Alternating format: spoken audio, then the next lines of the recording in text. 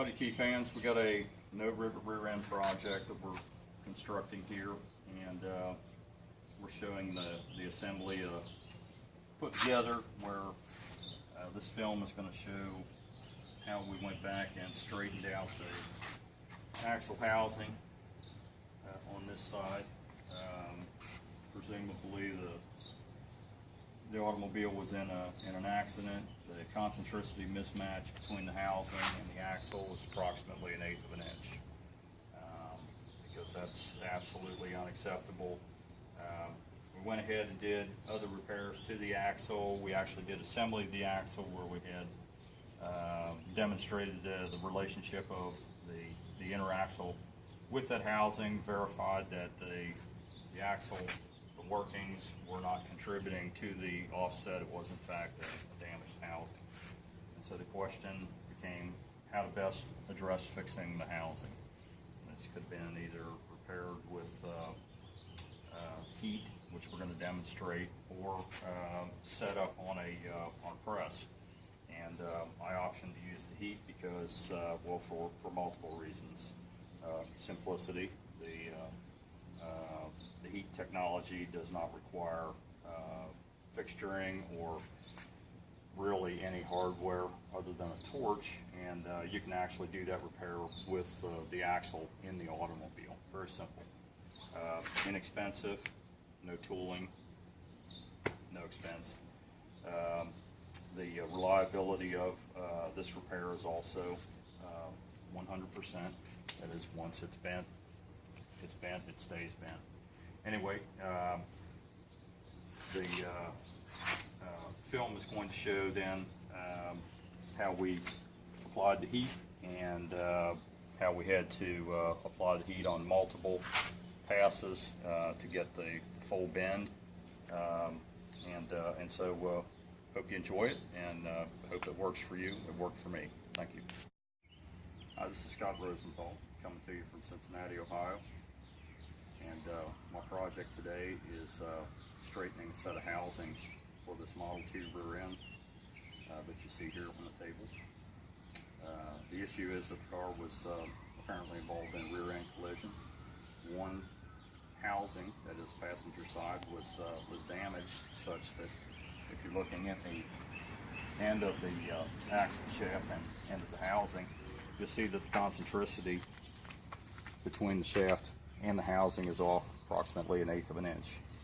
That is excessive, and so we've undertaken a couple of tests to verify that we have in fact a damaged housing and not stack up or run out in the axle assembly.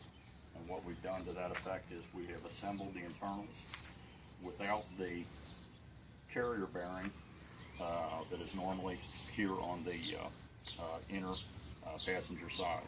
And the reason that we've left that out is that we want to establish that we do in fact have a straight piece of shafting running from one end to the other, and that this carrier bearing is not influencing or trying to correct that if in fact there is damage. So we've determined the housing is bent, and we're going to use heat shrink technology to return this to a concentric relationship that's required for life of the bearing.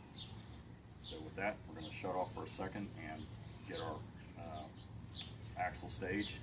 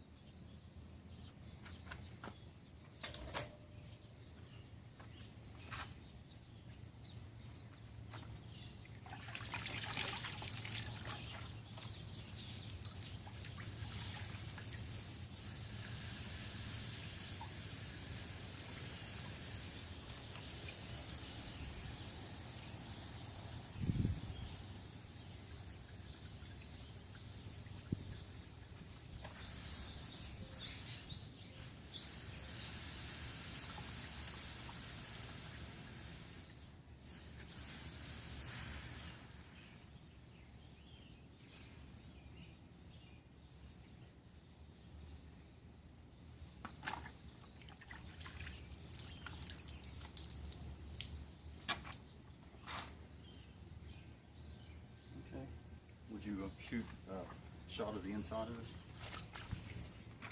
Let me know when you're running. Okay, we're looking at the concentricity relationship of the shaft and the housing, and that nominal amount of heat has returned probably half of the concentricity error. So we're going to set up and we're going to run the same process again.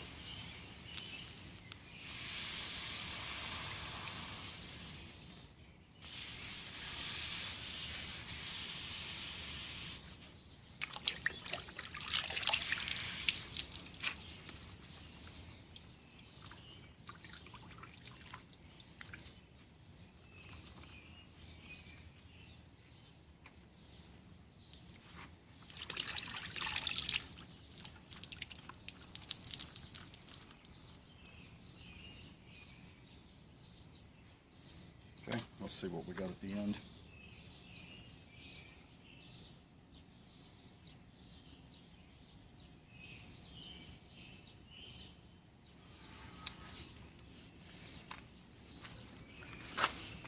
We got a little bit more movement out of it, but we're going to repeat the process a third time just to get that dude perfect.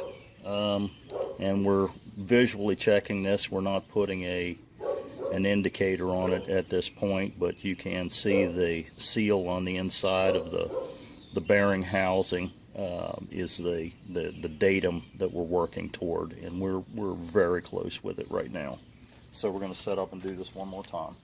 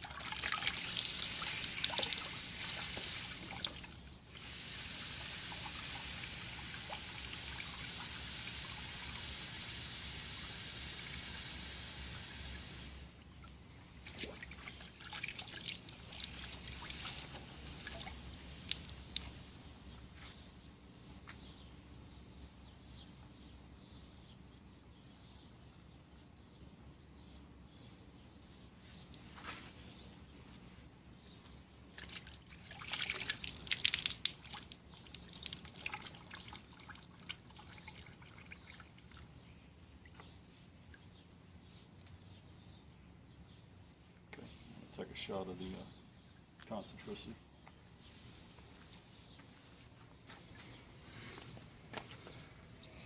Now again, we're doing this visually, but you will notice that that 1/8 of an inch of offset has disappeared. You've still got a little bit of heat in the part, and we're going to go ahead and we're going to wet this down as much as possible to bring that temperature back down to ambient. And I'm going to say that we have successfully corrected this damage.